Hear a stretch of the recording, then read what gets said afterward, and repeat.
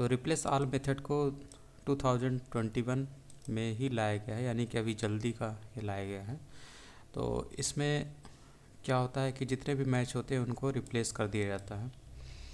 जैसे कि ये आपको तो पता होगा कि ये एक HTML डॉक्यूमेंट है और इसमें जावा स्क्रिप्ट को एंट्री दी गई है स्क्रिप्ट टैग के ज़रिए। तो यहाँ पर आपने एक वेरिएबल बनाया लेट कीवर्ड के ज़रिए, जिसमें आपका स्ट्रिंग वेरिएबल वैल्यू पड़ी हुई है। उसके बाद आप इसी टेक्स्ट पे रिप्लेस ऑल मेथड का इस्तेमाल कर रहे हैं। तो जहाँ जहाँ पे कैट्स लिखा होगा, ये कैपिटल की C है, तो जैसे यहाँ पर है और यहाँ पर है, इन दोनों जगहों पर क्या आ जाएगा, डॉग्स लिख कर आ जाएगा, यानी कि इस स्ट्रिंग को रिप्लेस कर दिया जाएगा डॉग्स से, इसके अंदर जो भी हैं कैट्स। ठीक है, उसके बाद जो ये आउटपुट मिलेगा, ठीक, जो आउटपुट मिलेगा रिप्लेस होने के बाद, उस स्ट्रिंग में जो स्मॉल कैट्स, स्मॉल C से शुरू हुआ जो कैट लिखा हुआ कैट्स, यानी ये वाला, ठीक है, ये रिप्लेस हो जाएगा इस स्मॉल D से बने हुए डॉग से। ठीक, तो दोनों में एक ही काम किया जा रहा है, बस स्टेप बाय स्टेप किया जा रहा है यहाँ पर। ठीक, तो उसके बाद ये जावा स्क्रिप्ट का मेथड है जो कि डेमो आईडी वाले एलिमेंट यानी पैराग्राफ एलिमेंट को एक्सेस कर रहा है। इसके इनर HTML पे ये क्या रखने की बात कर रहा है, टेक्स्ट को। ठीक, और टेक्स्ट को आप यहाँ से ले लेते हैं। ठीक, तो टेक्स्ट यहाँ पे जो आउटपुट आया है, इसका जो आउटपुट आएगा, इन दोनों के बाद जो आउटपुट आएगा वो इसमें स्टोर होता है, जिसको जावास्क्रिप्ट मेथड इस जगह पर डेमो आईडी वाला जो पैराग्राफ एलिमेंट है उसके इनर HTML यानी इस जगह पर कंटेंट वाली जगह पर रख देता है। ठीक, जिसको पैराग्राफ एलिमेंट डिस्प्ले कराता है, तो आपका ये दिखता है। तो ये ऐसे होता है। और इसी चीज़ को दूसरे तरीके से भी किया जा सकता है, अगर इसमें हम रेगुलर एक्सप्रेशन का इस्तेमाल करें, क्योंकि ये जो रिप्लेस ऑल मेथड होता है जिसको 2021 में लाया गया है, अभी जल्दी का लाया गया है, तो इसमें रेगुलर एक्सप्रेशन को भी अलाउ कर दिया गया है। और रेगुलर एक्सप्रेशन को आप जब एज पैरामीटर के रूप में इस्तेमाल करते हैं, पास करते हैं, तो एक चीज़ आपको ध्यान देनी वो ये है, आपको यहाँ पर ग्लोबल जो फ्लैग है उसका इस्तेमाल ज़रूर करना है, जैसे कि ये यहाँ पे किया जा रहा है। ठीक, तो रेगुलर एक्सप्रेशन के साथ साथ आपको ग्लोबल फ्लैग इस्तेमाल करना होता है।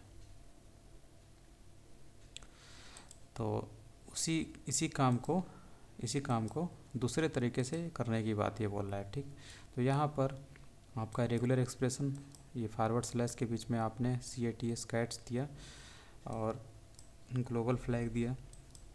तो जहाँ जहाँ पे CATS यानी ये वाली स्ट्रिंग मिलेगी, इसमें ये है, इसकी जगह पर आपका ये डॉग्स ये लिख के आ जाएगा। ठीक, इसके बाद इससे जो हमारा आउटपुट मिलेगा वो इसमें जाके स्टोर होगा, और फिर से दोबारा इस पर रिप्लेस मेथड यहाँ पे लगाया गया है। मतलब यही वाली चीज़ यहाँ पर है, जिस पे रिप्लेस ऑल फिर से मेथड लगाया गया है और रेगुलर एक्सप्रेशन यहाँ दिया गया है, और इसमें कैट्स के ये ग्लोबल फ्लैग है, तो इसकी जगह पर क्या आ जाएगा, आपका ये आ जाएगा। ठीक, तो ये चीज़ कहाँ पर है, ये आपको केवल यहीं पे मिल रही है, इस स्ट्रिंग में।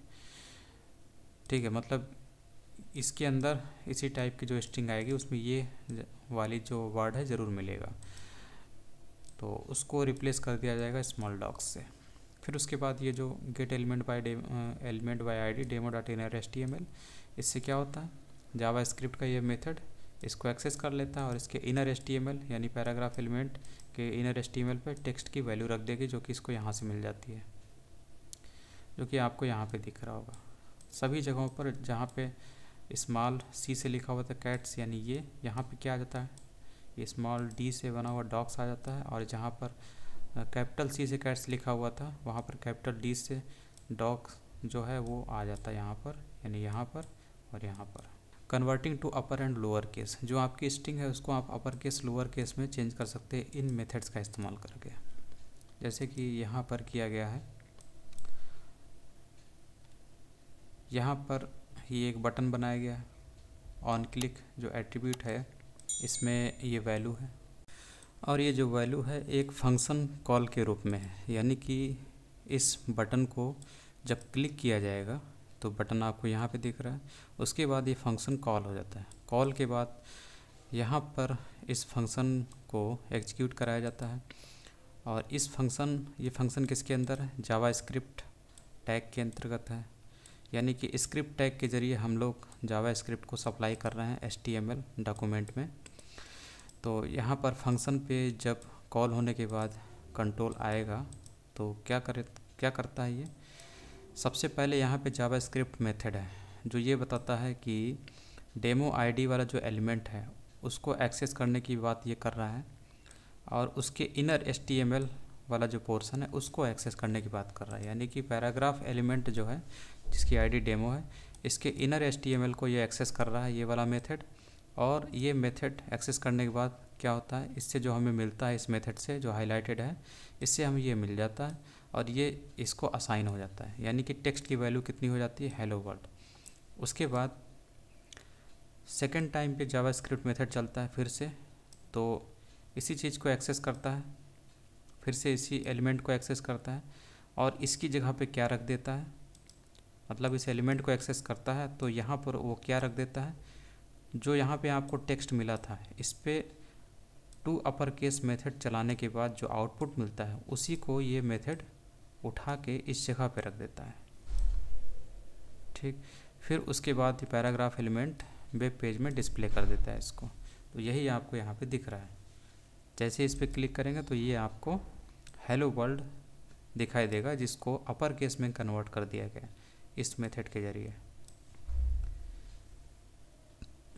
इसी के बाद यहाँ पर जैसे अपर केस होता है वैसे ही आप लोअर केस लगा सकते हैं। ठीक, टू लोअर केस ये मेथड है, ये सेम काम करेगा, बस स्ट्रिंग को लोअर में कन्वर्ट कर देगा।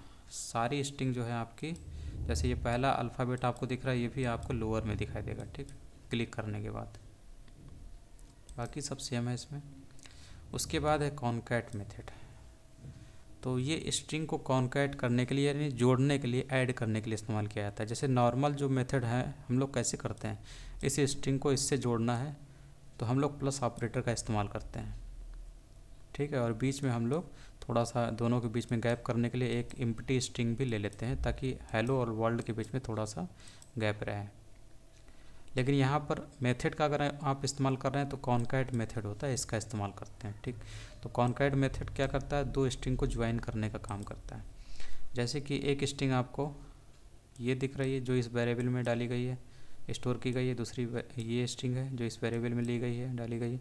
उसके बाद आप टेक्स्ट वन पे कॉन्कैट मेथड अप्लाई करते हैं, टेक्स्ट वन डॉट कॉन्कैट।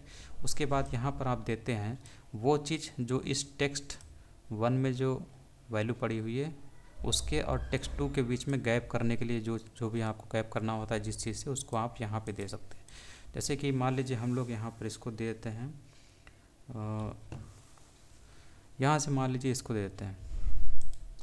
ठीक, तो क्या होगा कि टेक्स्ट वन में हेलो पड़ा हुआ है, उसके बाद आपको ये दिखाई देगा बीच में, और उसके बाद आपको टेक्स्ट टू यानी वर्ल्ड की वैल्यू दिखाई देगी। तो ये बीच में सेपरेटर की तरह काम करता है दो स्ट्रिंग के बीच में, टेक्स्ट वन और टेक्स्ट टू के बीच में। तो अब इसको रन कराएंगे तो आपको बीच में यहाँ पे क्या मिलेगा, ये सेपरेटर मिलेगा। तो ये सेपरेटर के मान सकते हैं। यहाँ पर बस एम्प्टी स्ट्रिंग लिया था तो वो वहाँ पे गायब कर दिया था टेक्स्ट वन और टेक्स्ट वन के बीच में। ठीक, तो ये कॉन्कैट मेथड होता है। तो ये जनरल रूल है और ये मेथड के जरिए हम लोग कर रहे हैं, बस दोनों में यही है और कुछ नहीं अंतर है दोनों में।